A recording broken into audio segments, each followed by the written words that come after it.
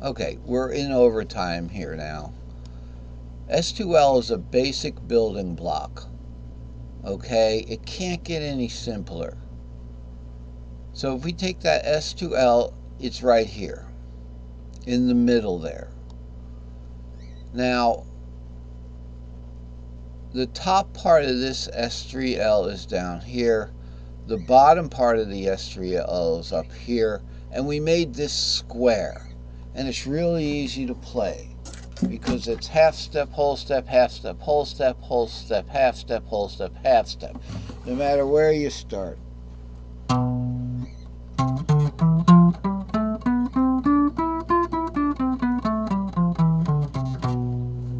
That's it. You could just practice doing that. And know one thing about it. Know it starts on the 7.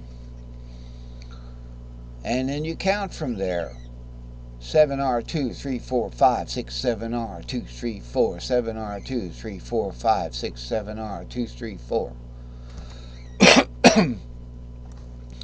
Now, there's another pattern that I explained where the S3XL comes from, right?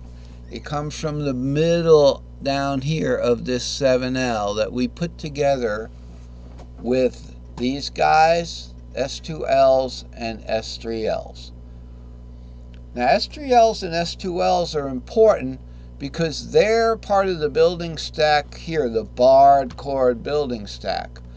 Here's an S2L. On top of that's an S3L. These guys shouldn't be here. I don't know why I got them in there. I fixed them and now they're back again. Here's an S2L and then an S3L. An S3, S3L.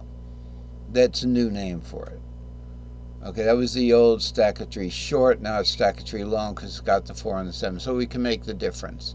In the pentatonic, we have S3S, Stacketry short, right there. It doesn't have the 4th, it doesn't have the 7th. So we just put those guys together to make this one.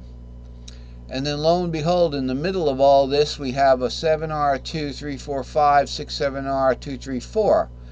It's like an S2L sandwich, so I decided to give it its own name. Once I mapped this out, and I decided that I found out from playing on the bar here, on the capo, on the fret nut.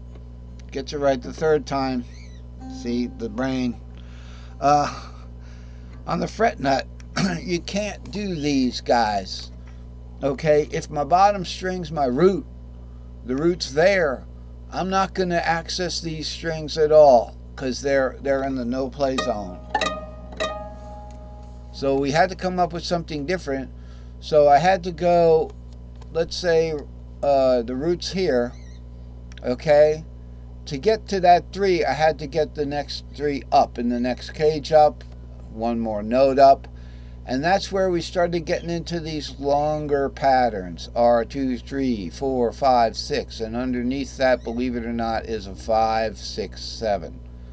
So that I realized, oh my gosh, this little game I've been playing here. You know? And I had a little DAE kind of a memory thing.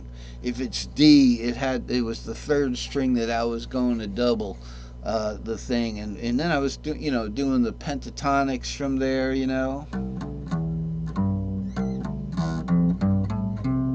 something like that. And I can't even play it. But if you follow the pattern, now let's get into something interesting. Here's the open capo pentatonic stack. Oh my gosh, it's here. So now I have the pentatonic version. I just blanked out the notes from this long guy here, which was put together from an S3XL, an S4S on top of it. And that's it. Just those 2 patterns. We have to cover that. We have to cover this. This is an S3XL. Okay, and this is our new pattern, the second newest pattern, the S4L. which is just an S2L sandwich. Then we go back to the same pattern, and we're just doing it again, S3XL. That's how that's made. Okay, if you get rid of all the 4s and the 7s in this pattern, what we've got here is a capo open, fret nut limited pentatonic stack. Alright, and if I want to start from the root, which would be E for your guitar, for my guitar it's the C. B flat there. Okay. So it would start on the R and go. Wait. Like that. Now it goes into a regular, it's got to be warped. It goes into a D shape. See that? Because it's in the next caged up.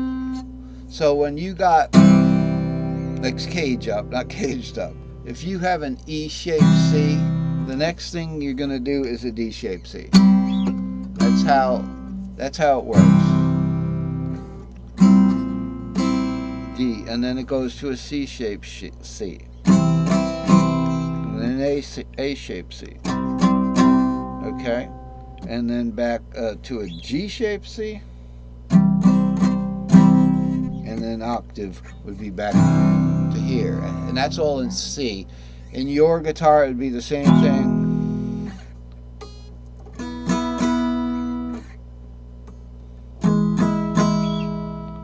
For the C shape, and then the A shape would be up here.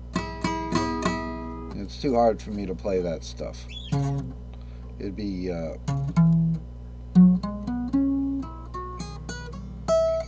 that's a G-shaped pentatonic, G-shaped E pentatonic.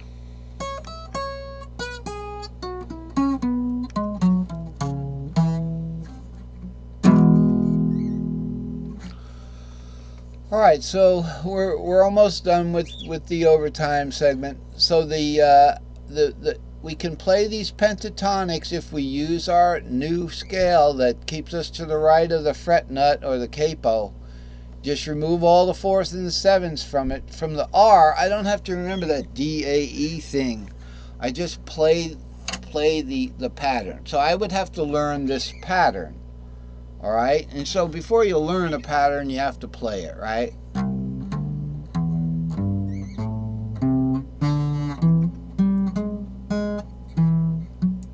Now, I didn't hit the warp.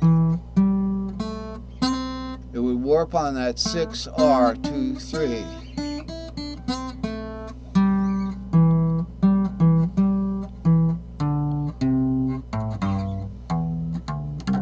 That's your E-shaped, that's your, actually for me it's a C, pentatonic.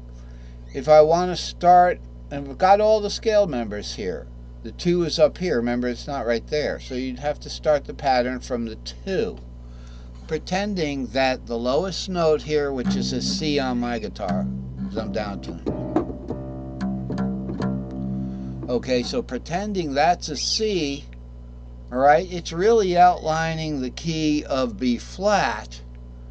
Okay, so we're going to have this B flat here.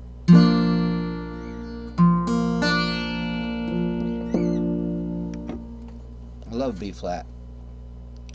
So it would go like this. It would go, just follow the pattern.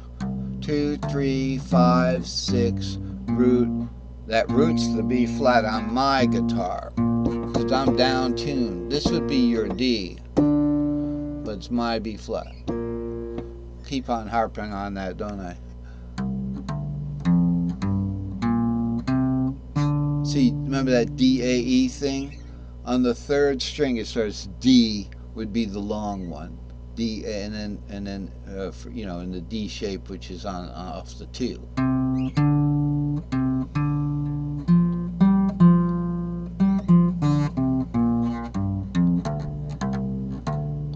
And then from the 5, 6 up there, we would just continue on.